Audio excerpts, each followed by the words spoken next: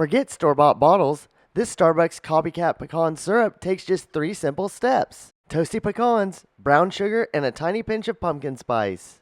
I hope you're ready. Let's get started. We're going to kick things off with the easiest ingredient, and that's water. We only need 1 cup of water, and please try to use filtered water if possible. For this step, we'll also need a small saucepan like the one shown. This one is actually 1.5 quarts. When you have your 1 cup of water ready, go ahead and add it to your saucepan.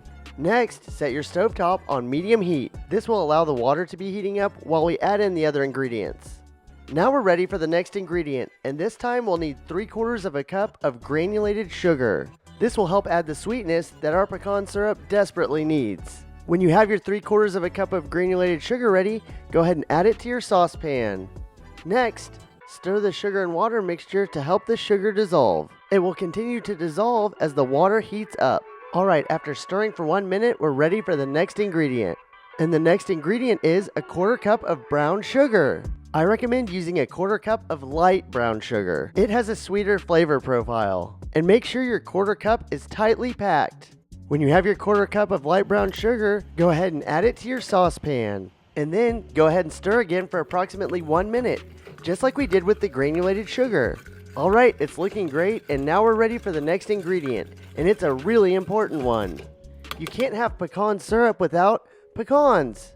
And we'll need 1 cup of chopped pecans. And by the way, I'm going to be pronouncing it pecans and not pecans. If you pronounce it the other way, well, that's up to you. I bought these pecans already chopped online, but you can also find them in the baking aisle or sometimes the produce section of basically any grocery store. When you have your 1 cup of chopped pecans, go ahead and add it to your saucepan. Make sure to slowly pour because the water could be getting hot at this point. The next step is to stir all the ingredients together. The granulated and brown sugar should be fully dissolved at this point.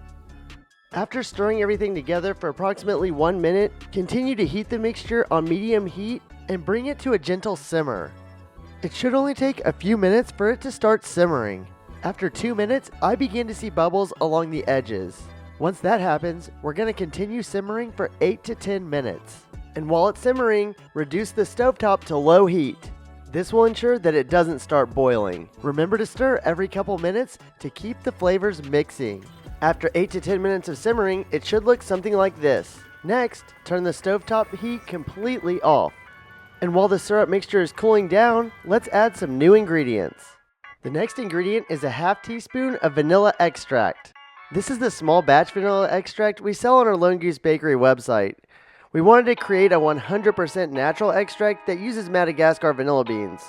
I love using this, but no matter which extract you choose, make sure it's high quality. And when you have your 1/2 teaspoon of vanilla extract ready, go ahead and add it in with the other ingredients.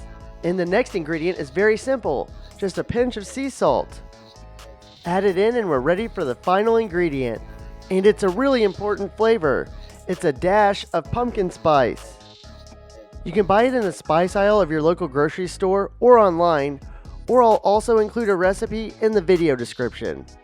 When you have your spice ready, go ahead and add a dash to the other ingredients. Alright, now that we've got all the ingredients added in, it's looking and smelling great. It's a great time to stir everything together. This ensures all the flavors are mixed. And at this point, we're going to let it steep for 15 minutes. Once again, the heat is still off. And the combined flavor builds over time. Now that we've steeped it for 15 minutes, the next step is to strain. You can use a cloth strainer, or I prefer a strainer like this one I found on Amazon. Make sure to go slow because the syrup is still hot. You can also use a spoon to help scoop out the sticky pieces of pecan. Make sure to allow enough time for all the syrup to strain through. You can also gently press down on the pecans with a large spoon to strain out the last little bit of flavorful syrup. Alright, now that the straining is complete, we're left with some sweetened chopped pecans. But don't worry, they don't have to go to waste. You can use them for yogurt, ice cream, cereal, or even pie. You can place them in a sealed container and they'll stay fresh in the fridge for 7 to 10 days. Now we're down to the last step, and that's storing the syrup in a sealed container.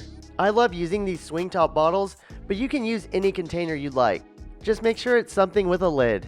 Make sure to slowly pour your pecan syrup into the chosen container, but be careful so you don't make a mess like I usually do. This time I was lucky. You can use the syrup immediately, Or store in a container like this one and it will stay fresh in the fridge for up to 2 weeks. This 1 cup of pecan syrup should be enough to make at least 8 pecan lattes. And I love it because that allows me to taste this great fall flavor many times.